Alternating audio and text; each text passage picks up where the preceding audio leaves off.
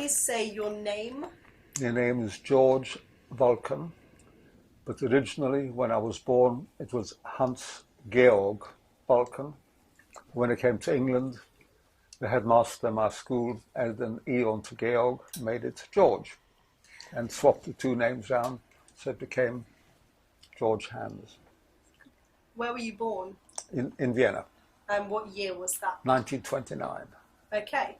So when you were growing up, how big was your family? Well, the immediate family, I was an only child, and we lived with my parents and grandparents.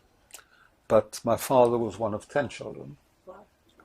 and my mother was one of 5, but 2 of her brothers were killed in the First World War, or just after, and one sister died naturally.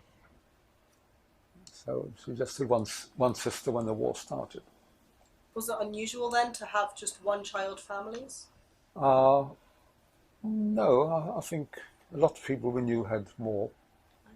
But on the other hand, 10 was also rather a lot. Yes. What was your neighbourhood like growing up? It was a very nice neighbourhood. There were several sort of Jewish districts in Vienna, and ours was probably one of the nicest.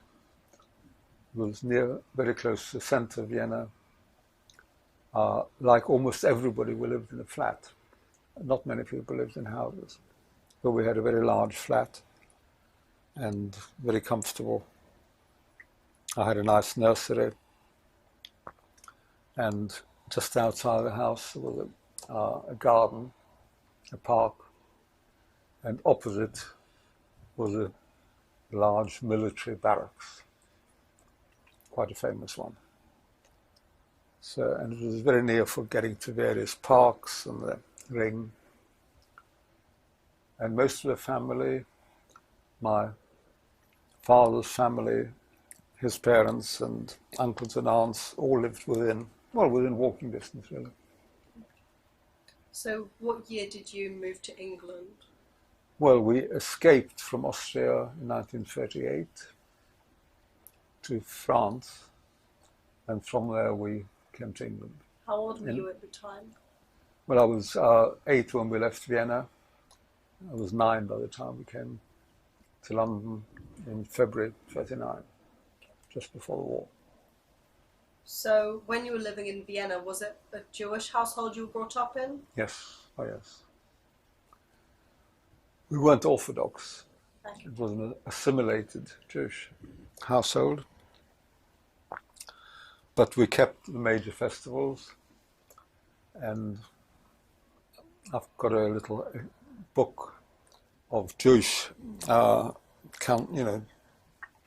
school book, Jewish religion. Nothing Hebrew in it, just about Bible stories and so on.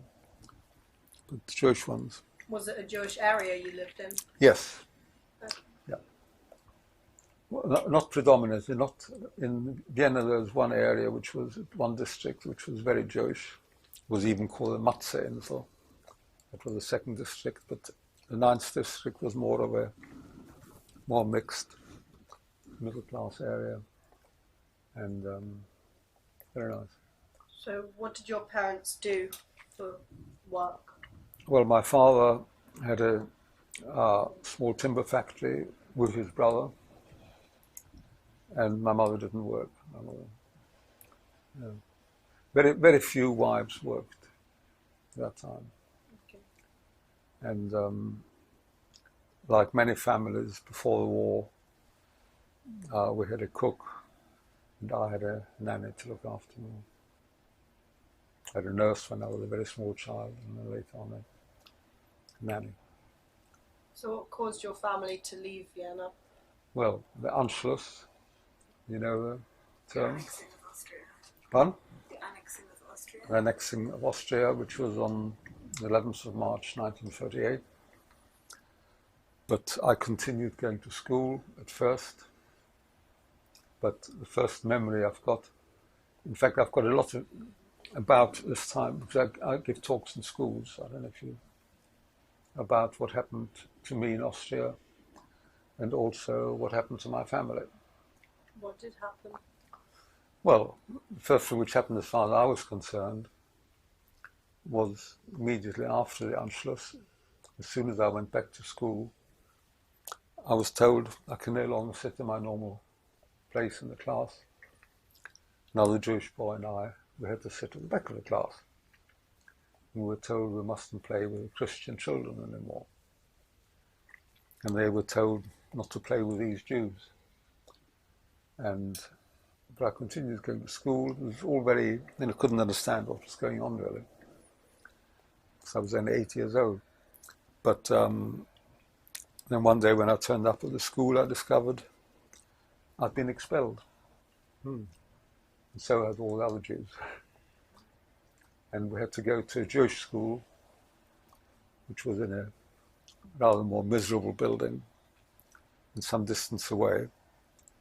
But we had Jewish teachers, because all the Jewish teachers had been sacked from, well, all normal schools. And so the lessons were okay, but the problem was that when we left school at about 1:30 in the afternoon, we would always had a big group of Hitler youths waiting for us outside with stones and rotten fruit, yelling at us, beating us up, and generally making life very, very unpleasant, particularly when we were older than we were. We couldn't really fight back. And the Austrian police were all there to make sure we didn't throw any stones back. And very surprisingly, one day a patrol of German soldiers came along. So I thought, well, what are they going to do to me?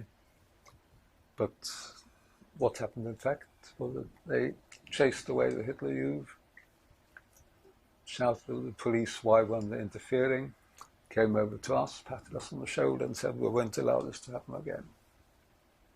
After that, we continued going to school, able to go home normally. But it didn't last long. One day I came to school, big notice outside saying, school is closed permanently. And that's when I started a very long holiday. But it wasn't much of a holiday because I couldn't go anywhere. You couldn't go to a park because every park had a sign up saying, no Jews allowed. Playgrounds, no Jews allowed. My mother used to meet her friends in cafes and so on. Not allowed. And also, whereas before, I had lots of friends, some were Jewish and some not Jewish. It made no difference, if people were Jewish. Nobody knew who was Jewish and who was Christian. But from the time the Nazis came in, I was never invited again. And my mother said that one of the things which hurt her most was that all the people she'd looked on as friends just cut her in the street. We were all too frightened. And you asked what made us leave? Well, one evening, there was a phone call. I was alone with Olga, my nanny, and the phone rang. We still had a phone. Most Jews no longer had a phone at that stage. My parents had gone to visit my mother's sister, and Olga was very agitated and said, I've got to go to bed straight away. So I did, because she had to go and fetch my parents from my aunt. They no longer had a phone. In the morning when I was woken up, I was told we're now going to go on a holiday. Wonderful, to get out of this horrible place. And I said, what can I take with me? What luggage and so on? I had lots of games and toys and all sorts of things. The only thing I was allowed to take was one teddy bear, just to have. And my parents had 2 small suitcases, and we left for Paris. And that phone call, in fact, was either a threat or a warning, we don't know which, saying my father was going to be arrested next day. So he wasn't going to wait. We just took a train and went. We had quite a lot of difficulties getting into France, but we did. And, well, really that saved our lives. How long was the journey to Paris? Well, we left early in the morning, and I don't quite know why, but it was night time when we were at the border. I mean, normally it would probably be 5 or 6 hours. No, a bit more than that. It was certainly dark when we got to the border, and very late when we got to Paris. And once we got to Paris, we were free. Before the war, free country. Only snag was we had virtually no money, nothing. We had nothing. Could you speak French? No, not a word. My father could speak a few words of French, and so could my mother, but only very slightly. So it was quite a difficult time. And we lived, instead of having a large, very comfortable flat in Vienna, we lived in one room in a one-star hotel, which I've been to see. Pretty miserable. How long were you there for? Till February of next year, the following year, 39. So when did you arrive there? Well, in February, my father hoped to be able to set up a business in England with his brother. And originally, the idea was that he and his brother would come over together to England to set up his business. But what had happened in Paris was that he came out, again, with difficulties to see us in Paris. And they had discussions about, what to do and how to do it. And then he decided to go back to Vienna. And my father tried to persuade him not to go back. Because, you never know what happens. But he said he has to go back, first of all, because his wife was still in Vienna. And his wife refused to leave unless she could bring her mother. And she also had a disabled brother. But he said in any way he's safe because in the First World War he was an officer in the Austro-Hungarian army and had a medal, and he'd been assured, they wouldn't be persecuted. Anyway, so he went back, and that was the last we saw of him. He, his wife, mother-in-law, brother-in-law, were all murdered. In fact, of the family we left behind in Vienna when we left, only one cousin survived.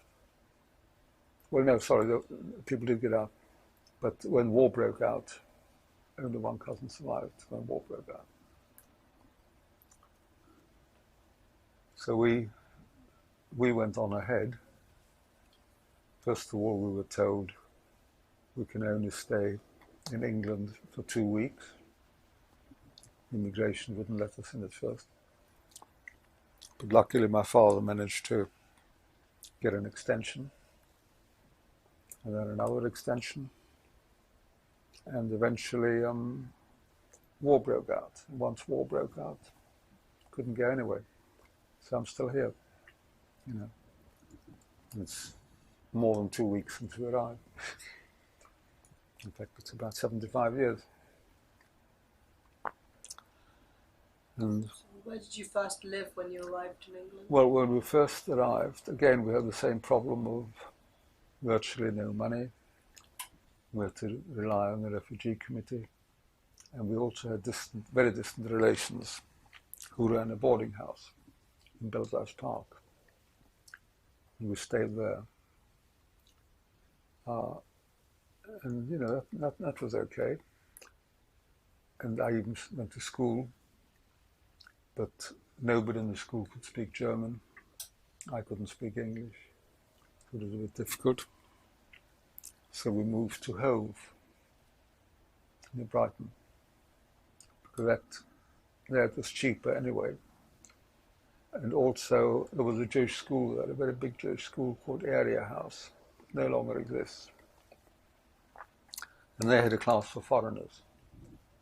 So I went to school there from about,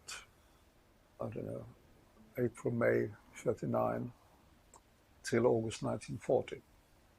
So I was in area house in the school when war broke out in September 39. And but while I was there, I learned English and really, enjoyed school. Found out a lot more about Jewish life as well,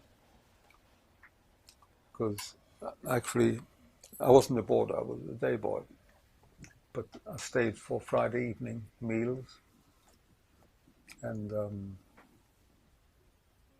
obviously we had lessons in Hebrew and everything else. And I was there when, I remember very vividly the day war broke out, the Sunday when Chamberlain spoke, and my father and another relation had come up to school to help digging trenches in the school playgrounds. And there was a radio on a table, a battery radio on the table, so we could listen to Chamberlain's speech. And immediately afterwards, the air raid sirens went, but there was no raid, it was just a short time. But later on, air raids did start, bombing raids on the south coast. And all foreigners, all enemy aliens, had to leave the coast. But we didn't count as enemy aliens, because for some, it's quite a complicated reason, but anyway, we weren't Austrian citizens, we were Czechoslovak. Czechoslovakia was a friendly on the British side, so we were counted as friendly aliens. We could have stayed. But all the other refugees all left, so we came to London just in time for the Blitz, August 1940. And I stayed in London all through the Blitz. Incidentally, I've got a whole lot of documents and so on covering this period, and photographs and everything else. Yeah, photographs, everything else at that time. The things I use when I go to school. Although when I go to school, I use a PowerPoint presentation. I was at a school last Monday in Chingford. Which school? Chingford. I don't know. There was it wasn't even called Chingford School, I just can't remember what its name was. I've been to Chingford twice in the last 2 months. Do you remember when you realised it wasn't a holiday and you weren't going to go I think back? I realised pretty quickly, because first of all, I wasn't allowed to take any games with me.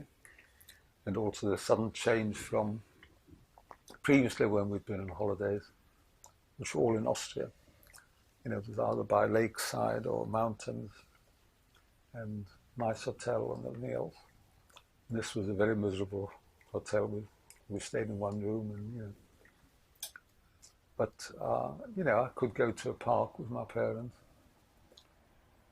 and people were nice to me. There were quite a few refugees in Paris.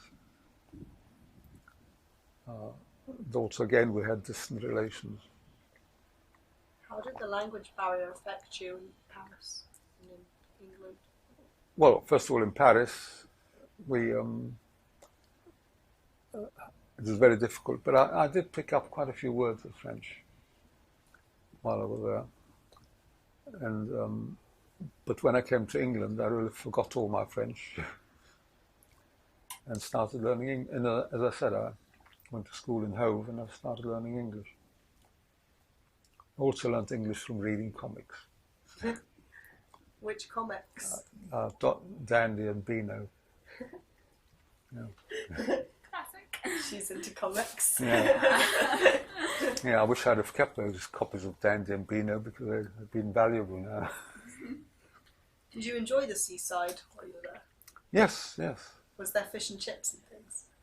That I don't know. Yeah. But, I enjoyed school. It was a Jewish school. Well, it was a Jewish school. Yes, I said an area house, Oh, well. the biggest Jewish school. But it doesn't exist any longer. Yeah, I said that's where I learned about Jewish things. Oh, well. Do you have any sort of fond memories of Vienna from before the war and before the conflicts, or? Yes, from before the war, yes. I mean, I enjoyed school in those days. and playgrounds. And one memory I have is that every week I used to go on a steamer on the Danube, where they had special trips for children. There was conjurers and comedians, I know, clowns. And I thought it was all for my benefit. But in fact, the captain of that ship was Olga's boyfriend. And she took me. And of course, she could see her boyfriend, the captain. And I went on the ship every week. But that captain, in fact, immediately after the Anschluss, he turned up in our flat wearing stormtrooper uniform. He'd been a secret Nazi all along, in swastika. But he told my parents that he likes me and he knows my parents get on well with Olga. He'll try to make sure nothing bad happens to us. Do you know what happened to him and Olga? No. We couldn't find him after the war. And I don't know his name at all, so I couldn't do much about him, but couldn't find Olga either. Did you go back to Vienna? I've been back several times. Is it strange going back? Well, initially, I didn't want to go back. My parents never went back because they lost all their family, and the first time I went on holiday to that part of the world, we went back hard to Czechoslovakia. I had to drive through Austria, and I just didn't want to stay at all, just went straight through. But since then, I've been invited several times by the Austrian government. Oh, really? And, well, both by the Austrian, also by an Austrian youth organization as well, a huge one, who was called Letter to the Stars, young Christians. And they looked after us, even enabled us to go back to the flat where I lived as a child. Again, I've got photos there. But the official invitations, we were treated like VIPs, invited by the Chancellor of Austria in the palace. The Lord Mayor of Vienna invited us to the city hall. We stayed in a nice hotel, everything paid for. Hotel, flights, everything. So that was nice. Who did you travel with How do you mean? to Vienna for that trip? Well, it was my wife Was it and you? a group, yes. Okay. That was 10 years ago or so. And I'm still very good terms with the Austrians now. In fact, 3 days ago, I was a guest of the Austrian embassy, invited for lunch by the Austrian ambassador. For 4 of us, 4 ex-refugees. All of us give talks in schools. When you're a refugee in Britain, how did you sort of feel about the people in Britain and how they compare to those in Austria? Well, it took a lot of getting used to it. It was entirely different. Not only the language, but also the way people lived. Took quite a bit of getting used to, but on the other hand, we spent a lot of our time, certainly initially, meeting other people in the same situation, other refugees, who also spoke German. And when we came back to London, we lived in Swiss Cottage, which was a refugee centre, more or less. In fact, almost everybody in that area were Jewish cafes, there was an Austrian nightclub, Austrian cabaret, not for me, but for adults. Pastry shops, all sorts of things. But of course, once I started going to school in London, I mixed more with English school kids. I learned English very quickly. In fact, after about a year in London, there was always a competition between another refugee boy and myself as to who was top in English in our class. And yeah, from that time on, I just became a normal English schoolboy. Well, I don't know about normal, but English schoolboy. And of course, the main event was initially the Blitz. Did the other school children take note of your Jewish heritage like they did in Austria? Well, here, it certainly wasn't a negative point. I mean, it was probably looked on as being a bit different, obviously. But there was no anti-Semitism. There was no, it was just normal. And I went to a very nice school in London, the Hall School in Hampstead. And again, by coincidence, last week, the Hall School celebrated its 125th anniversary. And old boys were invited back for a dinner. And I went for a dinner there. Very nice. Yes, and I met some other, well, I met 3 other people who were in school at the same time during, it was 1940, 43. How did you feel when you were in Britain? I mean, I'm assuming slightly later after you found out about the Holocaust and realised the extent of the anti-Semitism there. How did you feel about the people in Austria and ordinary people who you know? Did it change your view of them? Yes, well, immediately after the war, certainly my parents refused to have anything at all to do with Austria. And there was hatred against the Germans and Austrians. I mean, there's no question of forgiveness or anything. You couldn't, for merging most of the family and so on. So they were very antagonistic. In fact, one of the things, again, I've got a little diary, which I kept during the war. I was following the progress of our armies, with big exclamation marks when a victory was won and so on.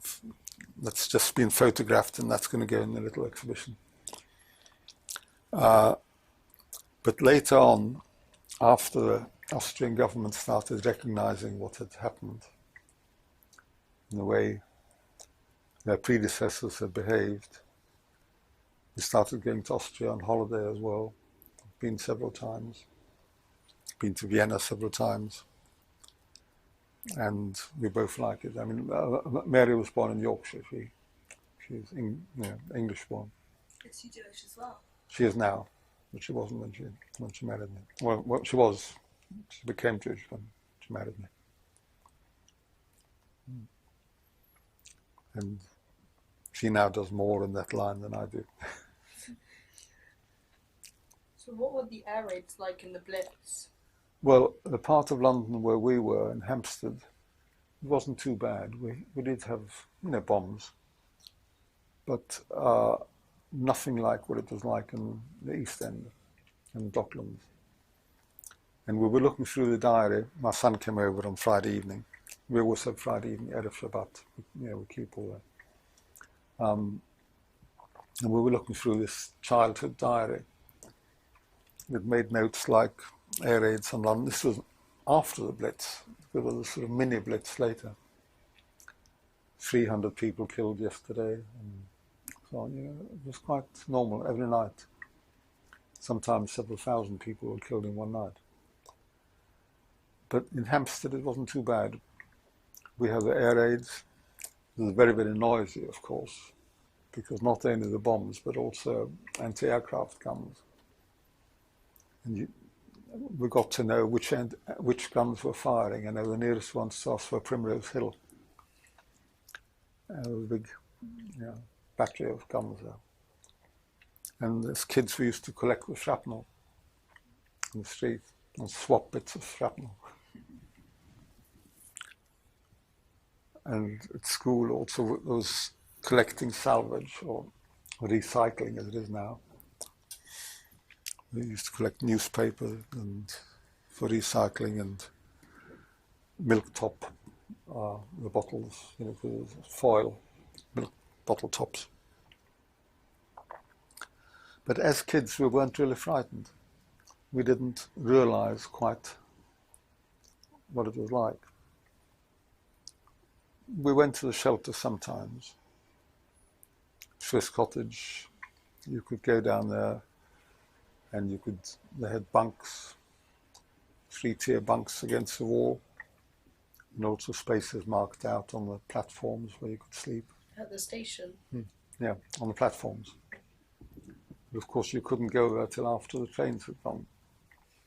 You had to wait till about 12 o'clock and then you could go down to shelter. Or if an air raid had started, then you could go down earlier. And you had to leave again in the morning, very early. So how long were you down there for? Well, we didn't go to underground very often because it was so difficult, so uncomfortable. But we had friends living in Marble Arch in the Cumberland Hotel. And they had an arrangement. Used to be, have you heard of the Lions Corner houses? No, they were big. The Lions was a big tea shop place. But they also had corner houses, which were like 2 or 3 story. It was wonderful. I mean, it was slightly better than an ordinary tea house. And they had something called the Quebec Cafe, which was in the basement. And at 11 o'clock, after the customers had left, it could be used as an air raid shelter.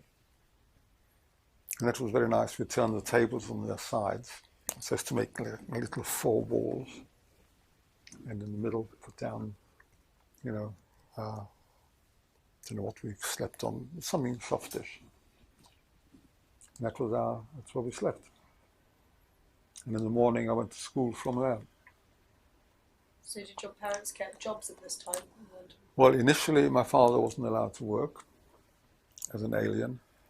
Once war broke out, he was able to, but he never recovered as far as business was concerned, because he was more the technical side. My uncle was more a businessman, and of course he didn't survive. He didn't get out. So my father just worked in factories in the war effort. And my mother worked for a very short time, helping in Bloomsbury House, which was a refugee centre, but most of the time she just couldn't.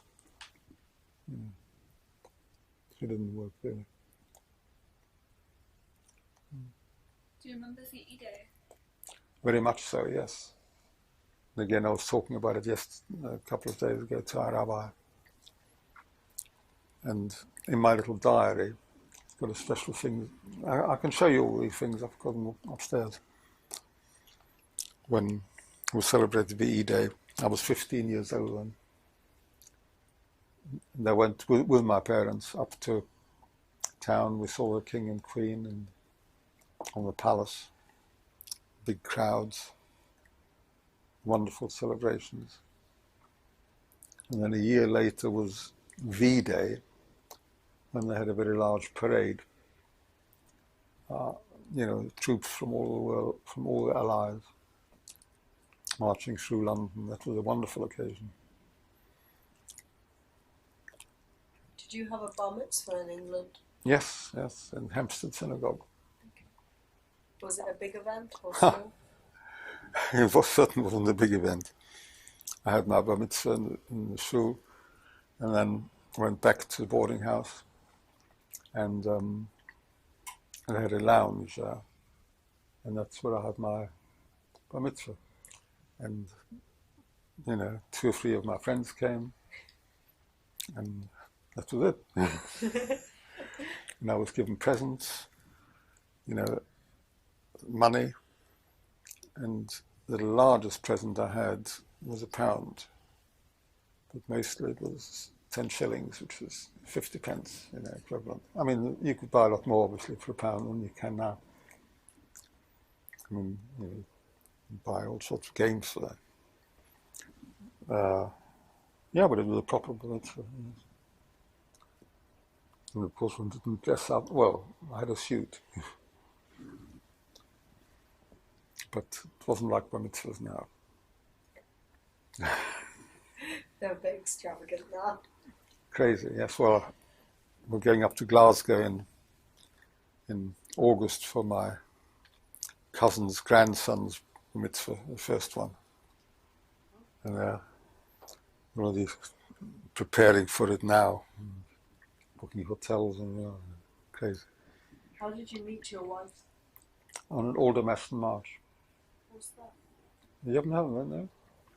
Against nuclear weapons, Okay. 1960s. So are you part of that? CND, Campaign for Nuclear Disarmament, yes. No.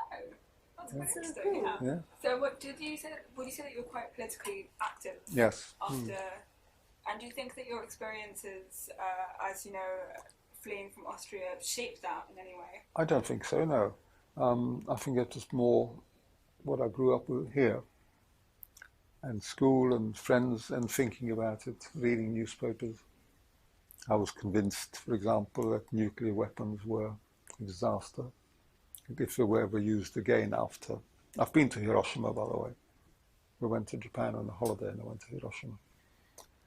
I said if they were used again, it would be the end of civilization. Yeah. Felt very strongly about it, so I joined Campaign for Nuclear Disarmament. Went on the marches, the Aldermaston marches. There were 4 of them, 3 of them going to Aldermaston, 1 coming back. And Mary wasn't one of those.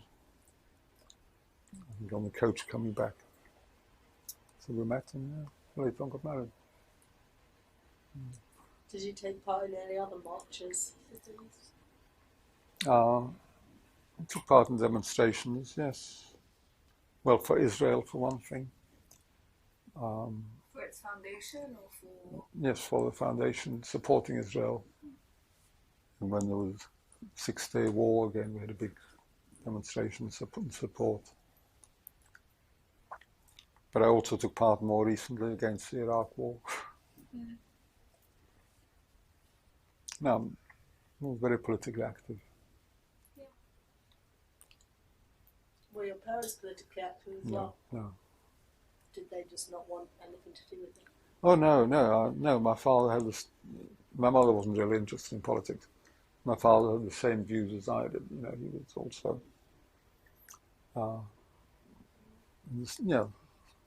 roughly the same views, but he didn't take part in anything. After the war, how did your life kind of progress? I mean, after school, what did you do in school? Well, after the whole school, I went to Highgate School, and Highgate School? yes, Okay. and then I went to university, London University, well, as an external college, because immediately after the war, it was very, very difficult to get into university, because the government gave 90% preference to ex-servicemen, people who were already mature. They went to university. So there were far fewer universities than now. But I went to Acton Technical College, which was part of London University. Got my degree in physics. Acton is now Brunel University now. Got a physics degree, and then I worked in science the rest of my life. First of all for London Transport, the research department, and National Coal Board, again the research department. And then finally, my main career was with the Greater London Council. I ended up as head of environmental sciences, covering noise, air pollution, atmospheric radioactivity, things like that. How about Mary? Did she work? Yes, very much so. She was a teacher, French, taught French, and she still teaches now. But now it's very, very different, because her pupils now are between the ages probably, the youngest would be in their 60s, oldest 90. It's University of the Third Age. I don't know if you've heard of that. U3A. It's a very big organization for people who retired want to continue their education in a sort of wider sense. You know, there's no degrees, no awards or anything. You know, she's a doctorate in education. But it's everything is unpaid. Nobody gets paid in doing this. And she loves doing it 3 times a fortnight. And we have classes here. One a beginner's class, one is a conversation class in French. And, you know, they all enjoy it. They do their homework. If they can't come, they phone up. And no, and I'm also a member of U3A. I go to discussion groups, and I've done various things. And together we organised tours and visits to places of interest, Britain and abroad. Been to cities all over Europe, which were organised. And it's all voluntary work, but very enjoyable. We got a lot out of it. Mm. Do you know when you learned about the Holocaust and Yes. things like that? Well, initially, when I was at school and also immediately afterwards, my parents shielded me from it to a large extent because they were more concerned that I should concentrate on school and university later on. And also as a teenager, probably I was more interested in girls than I was in anything else. So I didn't do much. But when I really, later on, of course, I discovered the full horrors of what had happened. But what really triggered off now it dominates my life, was when my father died. I discovered how he lived to 92. Masses of letters which had been sent from Austria to him, first of all in Paris and later in London. Desperate letters saying, please help us.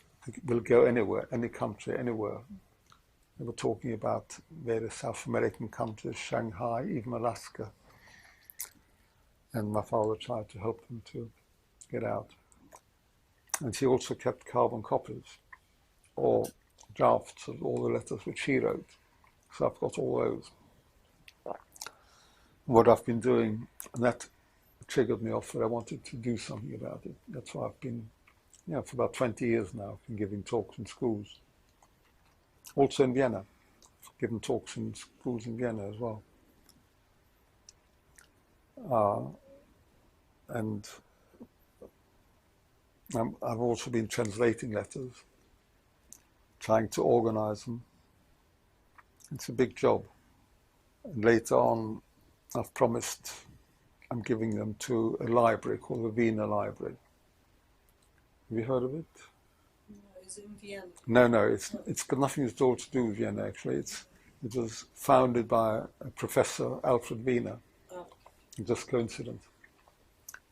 And before the war it was founded, actually, for the rise of Nazism in Germany. But now it's one of the biggest Holocaust archives in the world. And the letters are all getting there. Why did people send letters to your father asking for help? Well, because he was in England and they were still there.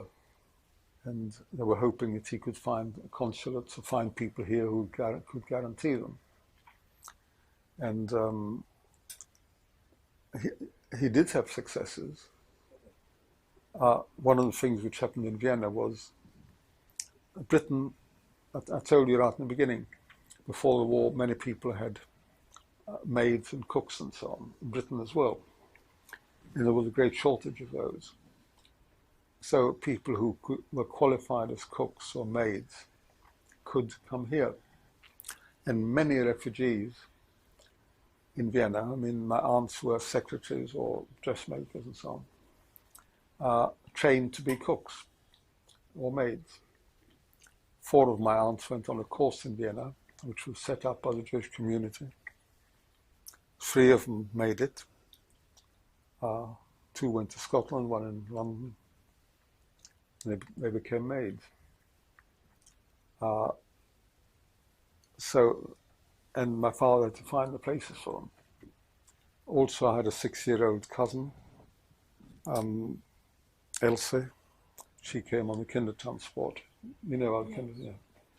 She came on the Kindertransport. And first of all in London, then again she went up to Glasgow. And 2 of my uncles escaped somehow. After a lot of difficulties, they ended up in Kitchener camp as refugees. They were interned because they had, well, German nationality. Again, I can show you the photos.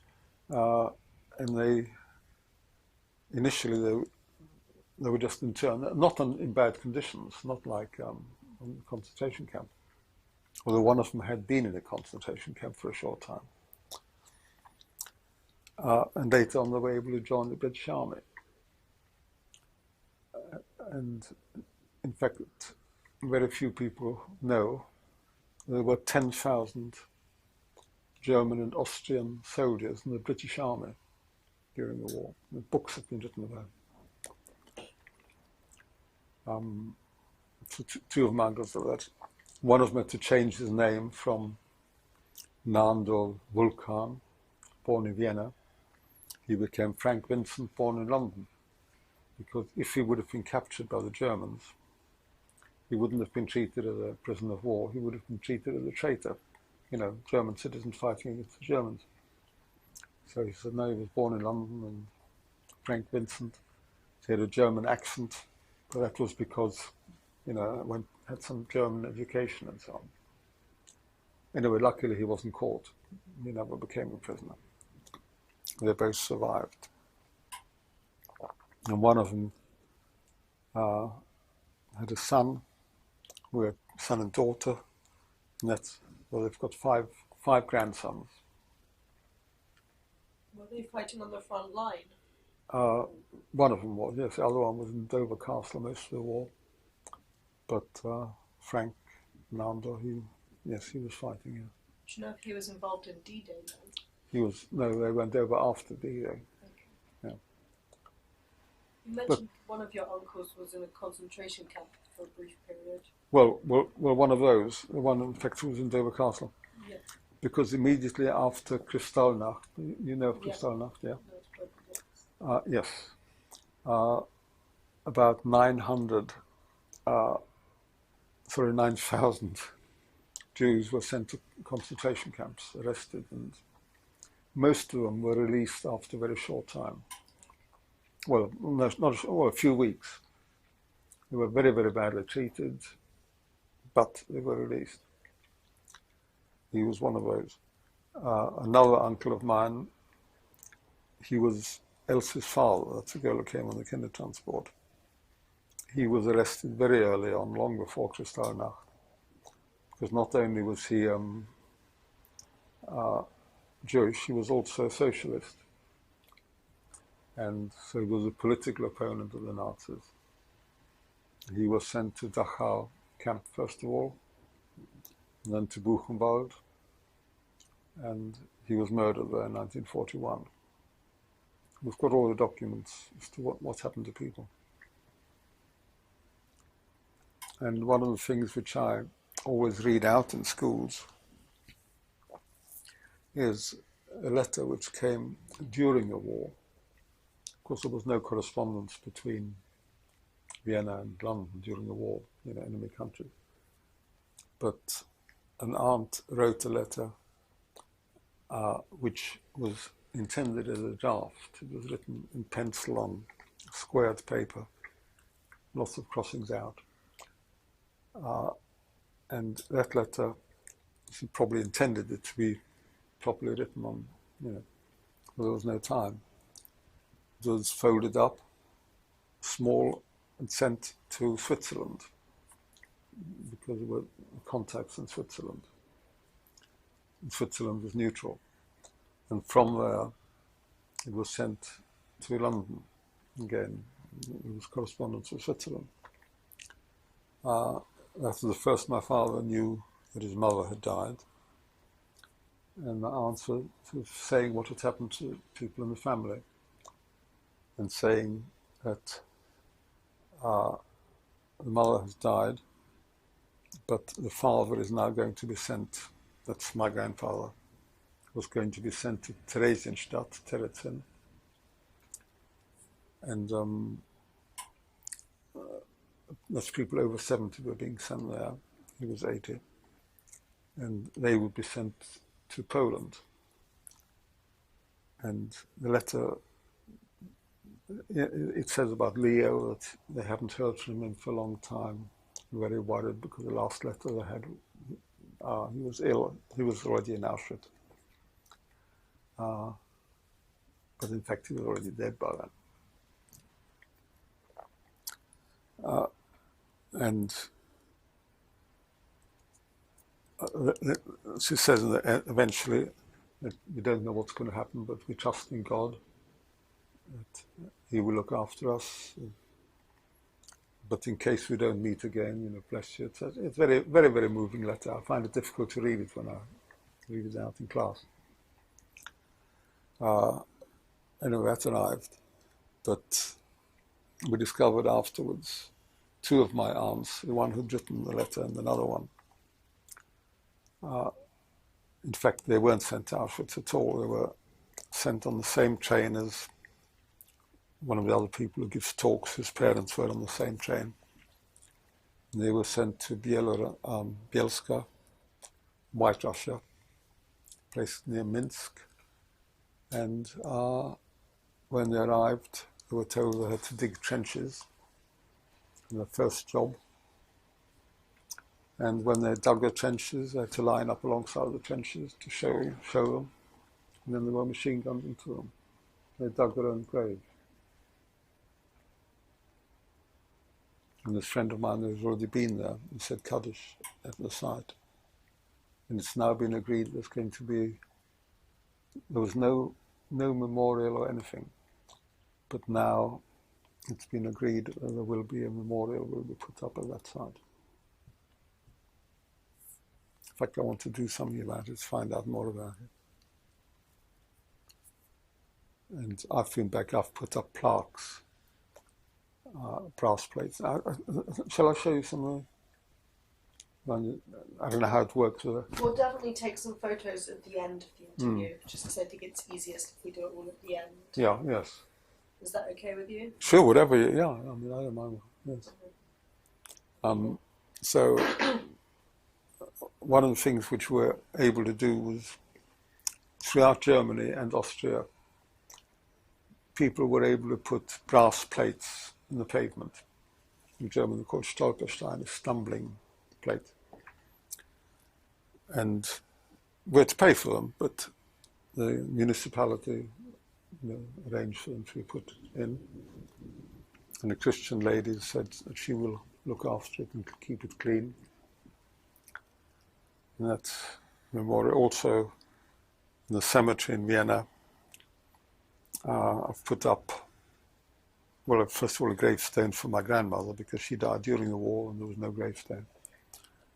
Now, on it, I've also put the names of all those who were murdered.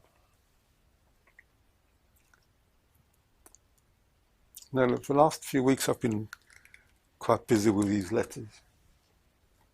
It's not easy. No. What language are they in? German. German.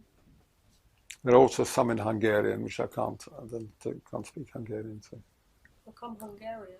Because my father grew up in a town in eastern Slovakia, which is Hungarian speaking. Okay.